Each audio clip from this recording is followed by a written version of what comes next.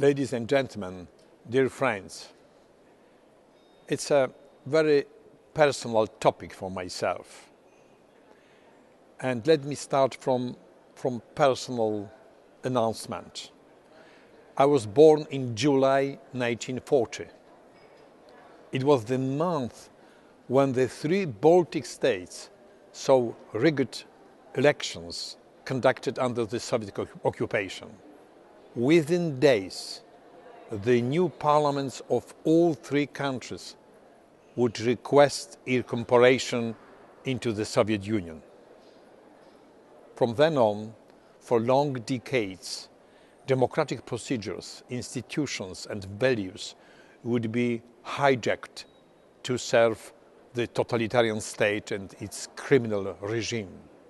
Not only in the Soviet Union, but in the entire Eastern Bloc. Words and concepts became detached from their proper meaning in all its dimensions, social, political, economic, but also metaphysical and moral. The concept of truth was simply reversed. Today, not only Lithuania, Latvia and Estonia are members of the European Union, so are 7 other countries of Central Eastern Europe that once belonged to the Soviet bloc. This reflects the free, sovereign choice of their citizens. And today, the true thoughts, beliefs, dreams and aspirations of those people can be spoken of freely, without fear of persecution or fear for one's life. They are now part of the public sphere. The proper meaning of such words as democratic and peoples, with the full richness of concepts on which they are founded, has been restored. The collapse of the Soviet Union marked the collapse of an enormous lie. For all those who lived in the wrong side of the Iron Curtain, the past 20 years have been the period of reviving the true nature of things. One crucial element of that process was making people the true sovereign of their countries and of their destiny. This was the essence of democratic and free market reforms.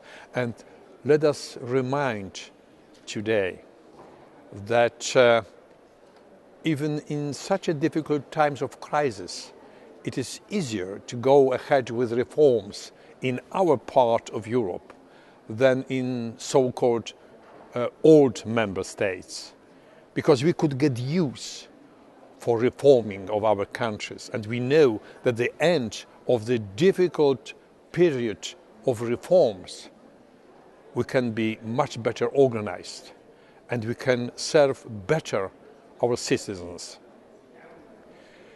With it came a second important lesson. We had to learn again how to live in the world of pluralism and diversity. Diversity of opinions, of beliefs, of choices. Also those that every consumer has to make. Diversity of ways of life. In some cases, this now unsuppressed diversity, its differences brought about violent reactions. That was also the difficult side of this learning experience. We know very well about that in all our countries. And although we have traveled a long way, there is still a long way ahead. There is still much that we can do to advance democracy and profit fully from diversity within the European Union, in its neighborhood, in Europe and beyond. I am convinced that during the seminar, many will point to other key lessons of the past 20 years.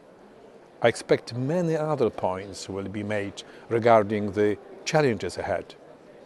But I believe that the underlying aim of all those efforts, past and future, is ultimately the defense of human dignity. Human dignity which is questioned each time when politics stops serving the people. I wish you all fruitful discussions and the ability to truly appreciate the value of a free, unrestrained change of view and opinions.